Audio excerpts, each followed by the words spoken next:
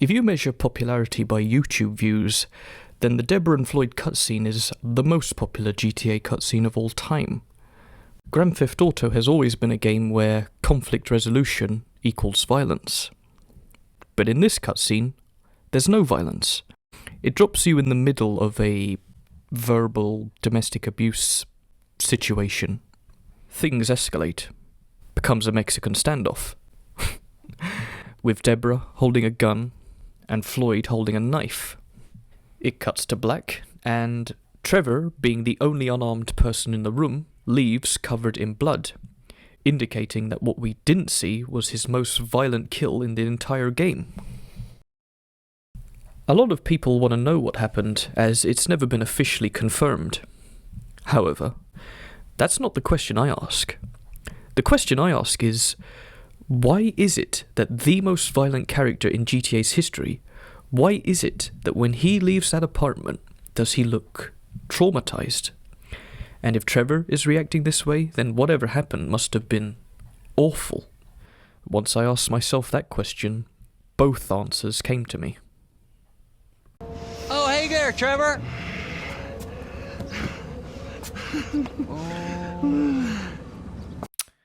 Right. He's clearly gone into overkill because of the blood and his exhaustion. Weapons that could cause such a spatter you won't find in a kitchen. Well, except Debra's kitchen. And I'm pretty sure you'd have to stab someone over 100 times to get a shirt looking like this, because it looks like someone's chucked a bucket of blood over him. As far as I'm concerned, the foreshadowing couldn't be any clearer. I'm not going to tell you when this image repeats itself, but it will. You violated Mr. Raspberry Jam, and God alone knows what else. You damaged Debra. But first things first.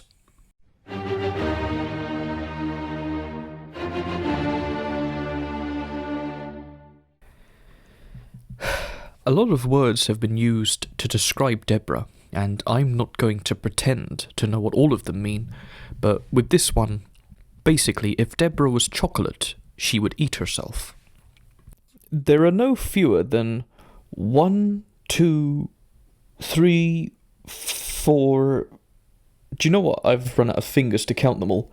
But basically, she has loads of photographs of herself in this apartment, and yet there are none of Floyd. He lives here too. But that's ignoring the elephant in the room. She has a 24 by 24 of her own face in the living room. Now, alright, I know there's a thing called artistic license.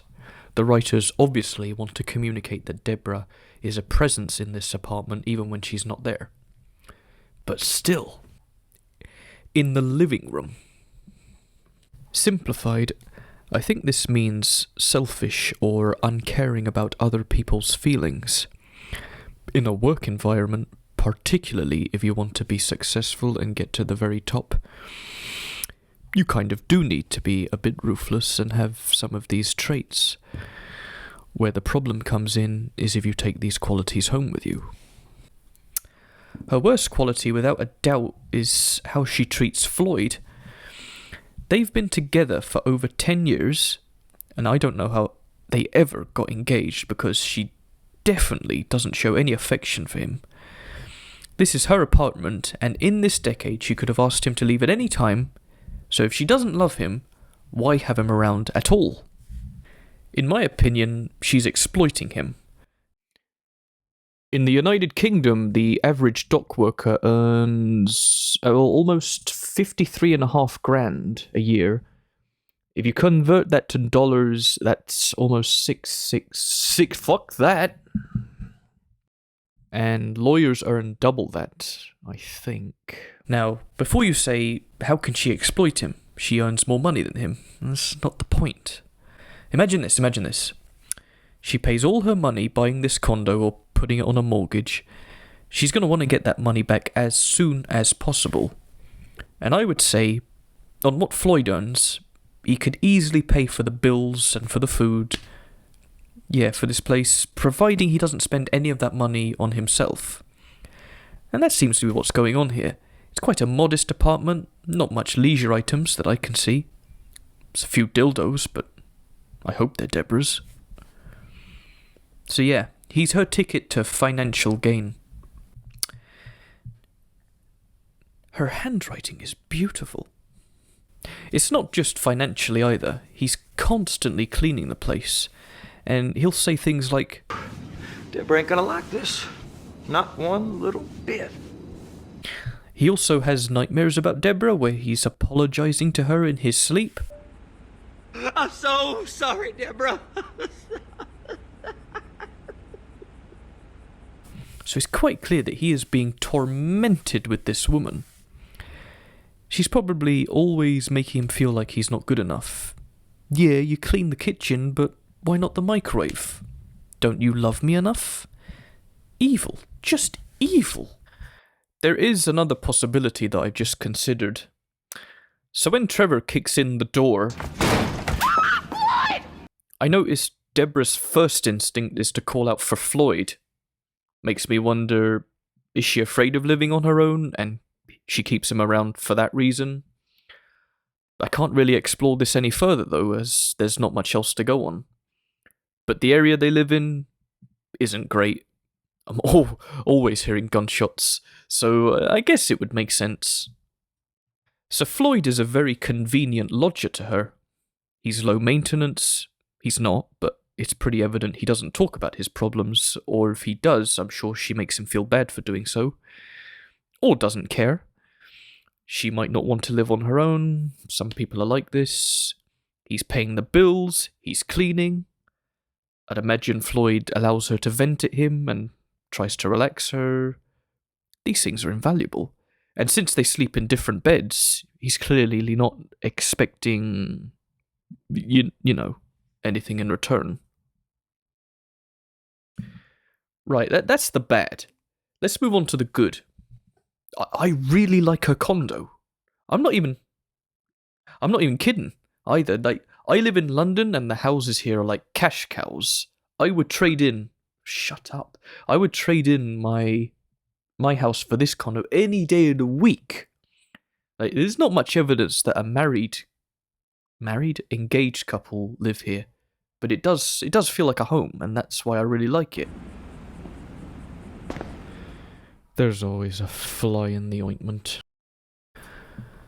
I know people will make much of the fact Floyd and Debra sleep in different bedrooms. It suggests they've drifted apart, or they were never really that close. I don't take it that deep because, personally, I like my own personal space, as well as the fact I don't enjoy sleeping next to body heat. Unless the body is cold, which would be worrying, I just don't want to know. The thing to take notice of here is that Debra's room is definitely her room, whereas Floyd's, it could be anybody's. It's like a spare room with only a shelf to indicate that it's his room. She has a masculine but feminine but masculine look going on, and I like people that can dress as an extension of their personality. It suits her. In this world, you're either taking advantage of people or people are taking advantage of you. It's just how it is. And I reckon her aggression really filters out people taking liberties with her. When I say if she uses her aggression for good, I mean like, say now you're in a club and someone comes up to you acting overly familiar. I reckon Debra would chase him away with a broom. Or if you were bringing something back to the store to be refunded, you'd bring Debra along so that you didn't have to deal with any riffraff. She's got qualifications, which she's proud of. Her job is very important to her. And a lot of her toxic qualities will actually probably result in her going to the very top. She doesn't do drugs. She has a no swearing policy. She's doing great.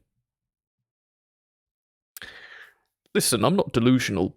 The bad definitely dwarfs the good, but that doesn't mean the good isn't there.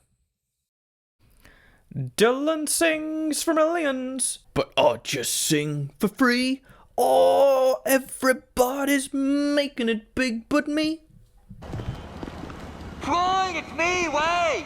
Who? Me, Wade, your cousin. Who? Your cousin! So when I first played this game, I remember my first impression of Floyd was that he is a weak person, no backbone, he's taken advantage of by everyone, and yeah, just there to be a meme. I thought that if he has been working in the same job for almost a decade and is still wearing the fluorescent jacket, I thought, he can't be that intelligent. Let me tell you, I can't tell you how wrong I was. Actually I can, because that's exactly what I'm about to do. He's come to visit you, you rude fuck. Now get up off the floor and fix me a fucking drink. Oh, you, Wade. I heard you was off smoking meth somewhere. No, not somewhere. Here. He's gonna smoke meth here. Give me a fucking lighter.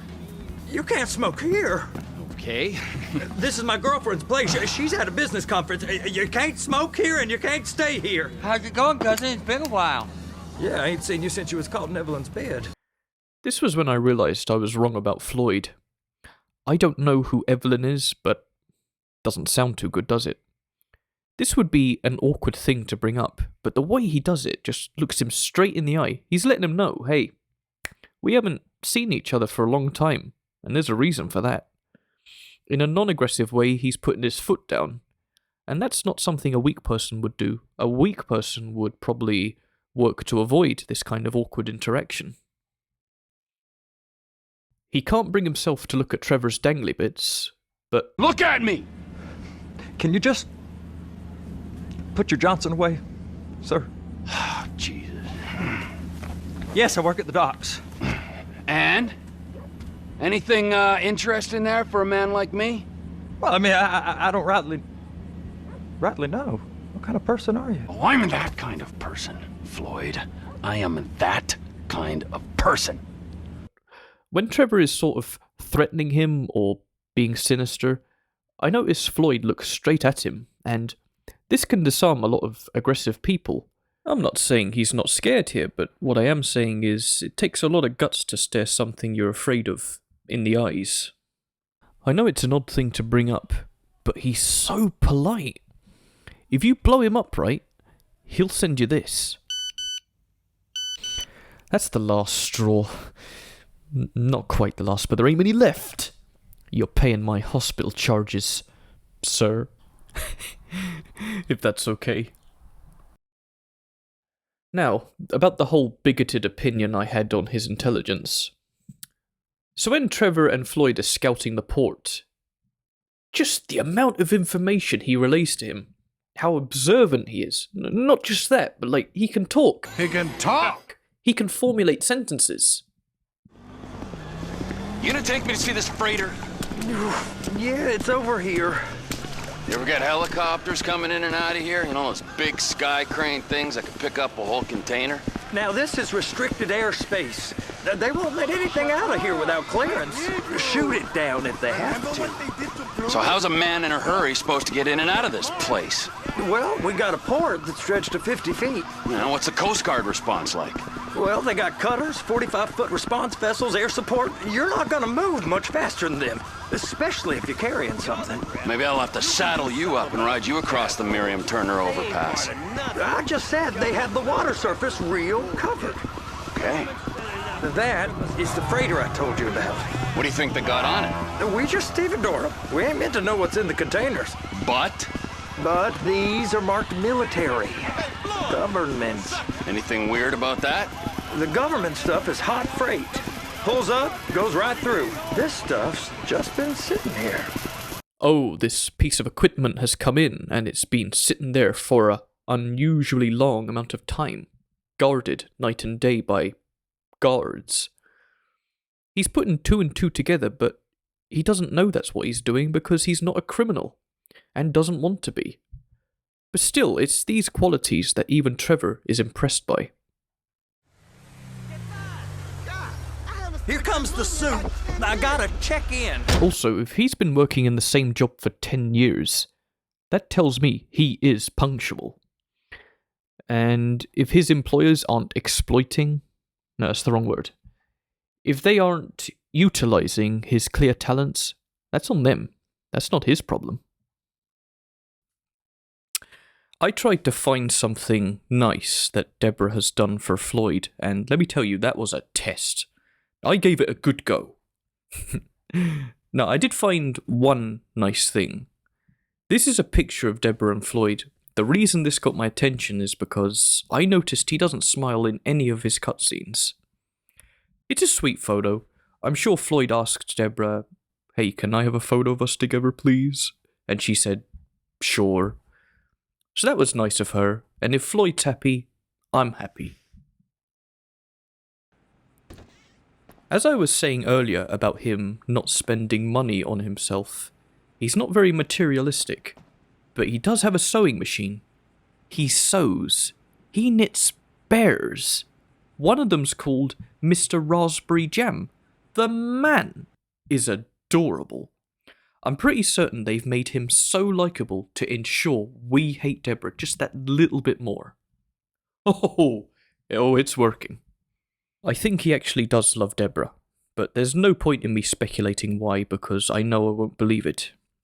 He says he likes rules. Rules applied to me my whole life. I like rules. And Debra is a very dominant personality. She probably provides quite a few rules. Some people just want to be controlled. It's not looking good for Floyd, is it? In our town, we light the fires again. 'Cause every ship at sea deserves a harbor. Don't I know it? No little tree alone can make an arbor. Don't I know it? You're the kind of drink that makes each lonely girl feel brave and smart. Who the F is that, Floyd? No one, my sweet. Okay, this is the part where I just lay my agenda flat. I believe Trevor is in love with Floyd. When I first started noticing clues, I then noticed patterns, and it just got to such a point that I just kept finding more and more evidence to support what I was seeing. So let me start from the beginning. When Trevor first meets Floyd... Your cousin! Fuck! He's come to visit you, you rude fuck. Now get up off the floor and fix me a fucking drink. Oh, you wait. I heard you was off smoking meth somewhere. No, not somewhere. Here. He's gonna smoke meth here. Give me a fucking lighter. You can't smoke here. Okay. You'll notice he swears about 6 times, but Debra and Floyd have a no swearing policy in the house. Afterwards, I noticed Trevor doesn't swear as much, shall we say. You guys, I'm expecting company, all right? I want this place clean. Wade, you tidy. Floyd, massage. No, I really Do don't. you want me to think get my dick out again? No. Does anyone want that? No, you're right. I don't know if dick is a swear word. Like, is it still an obscenity if you're referring to your own body part? Do you want to know what? I hate that word, so I'll just consider it as a swear. He calls him a motherfucker. Massage me, motherfucker! So that's twice. Oh, and obviously when he sees Debra for what she really is, he will say the F word. So that's 3 times. I don't know. I feel like he's toned it down, shall we say, as a respect for Floyd's rules. This is undermined, of course, by the fact he does so much drugs in Floyd's condo. But I just think the fact that Debra and Floyd have a no swearing policy, no drugs policy, not even alcohol. This is based on California, right? Even I would be taken aback by meeting people there that aren't druggies. I would want to get to know them. I'd want to be friends. You're so cool. It suggests that they are wholesome and get buzzes off of different things, and I would be intrigued to find out what those things are, I guess. As I was saying before about Floyd showing just how articulate and observant he is, Trevor really starts to like what he sees. You are beginning to arouse my curiosity. This is flirting, isn't it? I'm not imagining that, am I? Because I think there's a lot of that going on between Trevor and Floyd. This ain't a toy, sir. It's heavy machinery. Thank fuck I'm high as a kite. You should not be operating this vehicle while under the influence. I'll operate you under the influence if you're not careful. I ain't got a very big penis. Some girls laugh when they look at it. Well, show me. Show me, No, boy! I don't want to. Hello, Trevor? Oh, there. Hey, Hot Lips, where you been hiding? Nowhere. And look at you. You're a failure. You're in a loveless relationship. What do you mean? Loveless? I love Debra. If she loved you, she'd be here, wouldn't she? But she's not. You know I'm insecure. You've got a dead-end job. What? Dead end? No. Floyd, it's dead end. Being a unionized longshoreman's one of the best paying jobs in the country. You tell people around La Puerta that's what you do, they're liable to rob you. They're so jealous. No one's jealous of you, Floyd. They pity you. You're abused by that woman. You're abused by these slave drivers. I mean, I've never worked so hard in my life. It ain't so bad. I've been doing this every day for 10 years, only usually with less of the criminality. When I first heard Trevor say this, I remember thinking he's just being an arsehole, just being very unpleasant. I see it a bit differently now. He's right about the relationship, but insulting Floyd's job and stuff, I think that's a bit mean.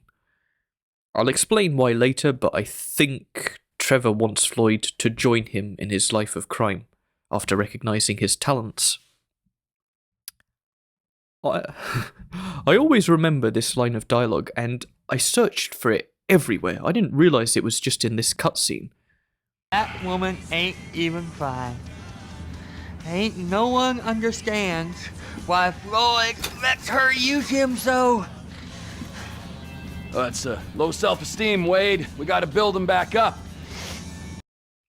If you don't want to believe me that Trevor loves Floyd, then that's fine. But I think this line of dialogue at the very least proves that Trevor does care about Floyd. I'll admit he does have a swim or die attitude, but the motive is there, and it's important. This is the second last bit of proof I have. I've got to be careful how I say this. If there's someone in the world that you like, but you don't want to take it any further, I would strongly suggest against sleeping in the same bed as that person. It's just their smell. It's like black magic. You get used to falling asleep with them there, and you wake up and they're still there. It's very powerful, and that's what Floyd and Trevor do. And there are some cute lines of dialogue from Trevor here.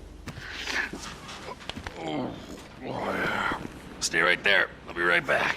Oh, okay. You're spooning me next time. Oh, you look so peaceful sleeping.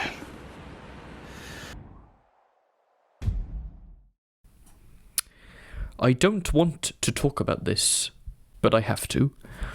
There are abuse elements to this story. That's obviously an understatement, but if I object to Debra treating Floyd like shit, then I have to do the same when I see Trevor doing it. I might be being a bit too sensitive, that has been known, but some of these lines... Floyd, don't go quiet on me or I'll come around and I'll, well, we both know what I'm talking about. Okay, all right. You're sure it'll be okay there? Sure. All right. If you're wrong, I'll eat your sweetmeats. Now get out of here. In my opinion, I reckon Trevor has Floyd do things with his hands that he doesn't necessarily want to do. I think it is communicated cleverly, though. For example, I've never seen someone react this way to a massage. Good. Where's the assistant? On his way. Kid idolized this. He gives me the creeps. Yo! Trevor getting pleasure from Floyd's touch, it's a big hint. I guess it tarnishes how I see this dynamic. I want to be warmed by Trevor caring about Floyd, but I don't want to accept that he could also be doing something like that. I recognise the irony. Trevor is a killer. It's strongly implied that he kidnaps and he eats people. But the fact he might be abusing Floyd is too far for me. It's just the concept. The idea that two people are doing it, even if it is consensual, just that one person isn't really into it, isn't enjoying it. I just can't ignore things like that. although I did try. I looked through all the footage trying to find just 1 second where Floyd looks happy to see Trevor. Just a flicker of, I'm glad you're here. It's kind of haunting in the end because I never did find it. Talked about the cutscene yet, and there's a reason for that, because now I'm about to go full circle. I'm about to go to Toon. So Trevor kicks in the door. Now, one thing that has always annoyed me about how people react to this dialogue is that they assume Trevor is being random here. Let me tell you, Trevor is being the opposite of random. What he's saying here is very deliberate and has a motive. So pay attention. Hey, by any chance, did you catch crabs at that conference? Floyd! I heard that those conferences are regular little fuck fest, huh? Can I come in? I'd like you to leave right now! Oh, yeah, some serious corporate gangbanging going on, right? Yeah, with every executive and director of communications from here to Bangalore taking it left, right, and center in the name of team training, right? I mean... Basically, he's cutting Debra in half here, with his tongue this time, because this is exactly what goes on at party conferences. Well, but that's not the point. This is the key line. Right? I mean, now that's what Floyd told me yesterday as he was staring at my penis. That's what Floyd was telling me. What is he doing here? Floyd is insecure. He thinks Debra is being unfaithful to him. Trevor is voicing Floyd's concerns out loud, something Floyd would never do. And with good reason, because Debra will want him gone. I want you to leave now! Look, this is all I've got, all right? I had a tough upbringing. My daddy was not nice to me. This is awkward because this line actually goes against my narrative. But I'll explain why later though. Okay? Now look, Debra, I love you and I love you too, Floyd. Why can't we all just be together? Huh? You can have Mondays through Thursdays. You can have the weekends, all right? I know that's not normal, but in this crazy, crazy world, is normal so good? Huh? Look, Debra! Floyd! Will you marry me? The relationship he's describing here, it's not normal if you think of it in terms of romance. He's describing a relationship between a child and parents who are separated. We know that Trevor has a background like this, so does he want to be adopted by these people? In such a relationship, I think we can agree that Floyd would represent the maternal figure and Debra the paternal. Just because she's the leader and makes the rules, I hope we can agree that. Now look, Debra, I love you and I love you too, Floyd. I don't think he loves Debra, but since Floyd clearly isn't going to leave her, it would be a true test of his love for Floyd if he could put up with her. But it's right there in the dialogue. He says he loves him. Oh, just a side note here. I do find it funny that while Trevor is talking about Debra being unfaithful, he also drops in a hint that Floyd is doing the same thing.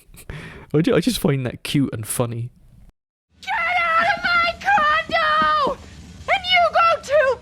I told you! I've got a career! I don't need this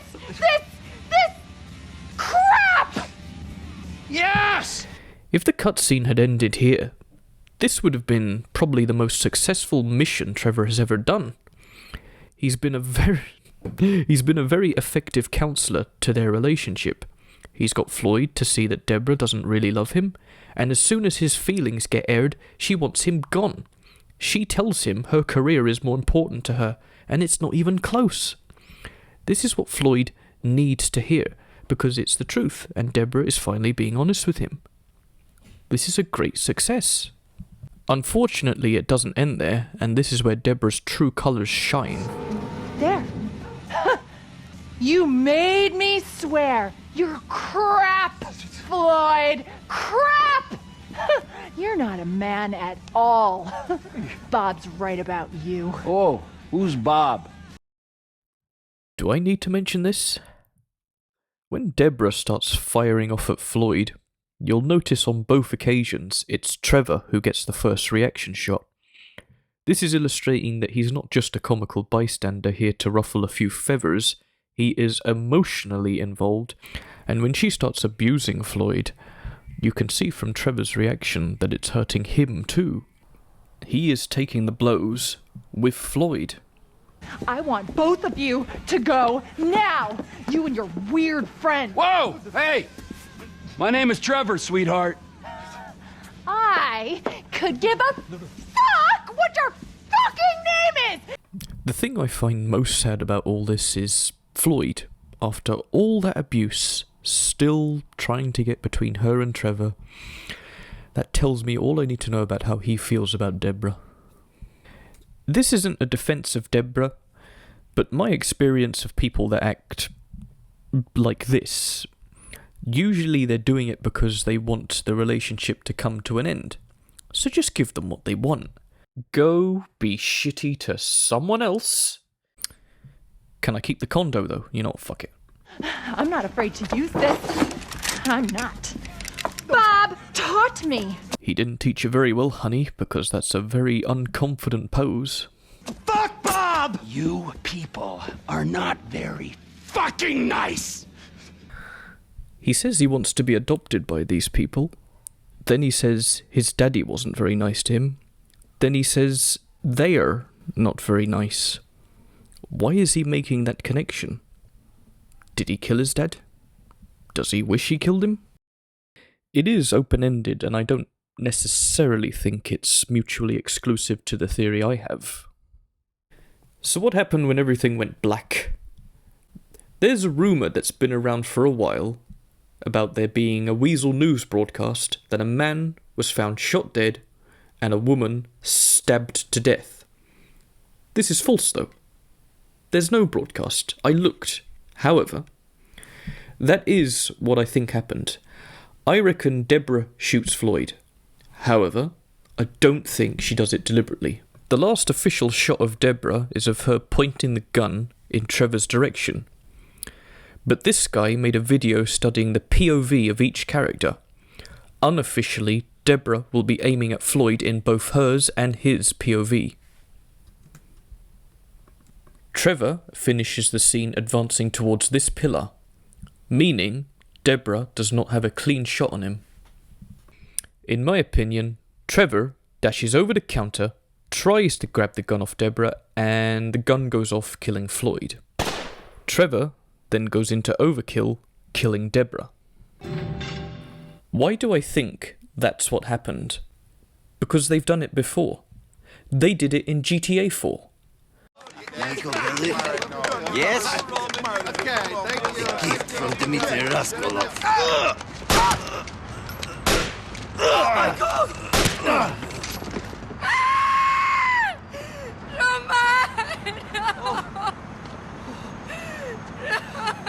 Čo bomboklad!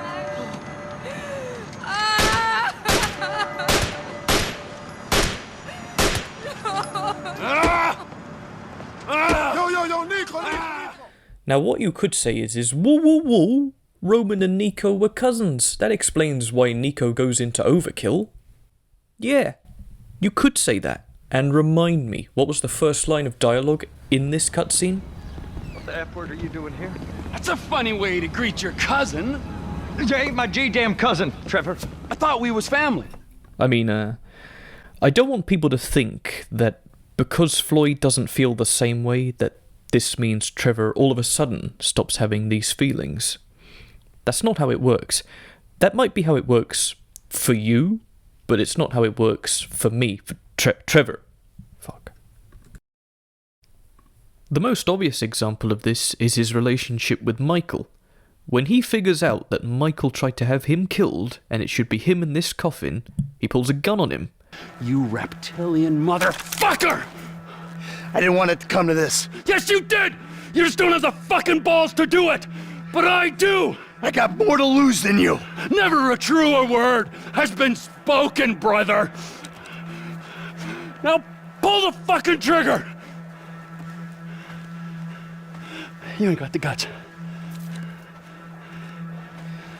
Take the fucking shot! You should be asking yourself the question, Why is it that the most violent character in the game, in the series, a man who doesn't need an excuse to be violent, why is he not pulling the trigger? He should absolutely pull it. But he doesn't. He even telegraphs that he won't do it. He just wants to force his hand. You tried to have me killed, so if you want me dead, you do it. And Michael is a snake. I actually feel like it's out of character for him to not pull the trigger, but I got respect for him here for the fact he doesn't. Trevor doesn't pull the trigger. I'm not going to tell you the reason why. You should all know it. It's the reason he has him tattooed to his arm. It's the reason he calls him his brother. It's the reason the world turns round. Alright, I'm at the end of the video now. What took you so long?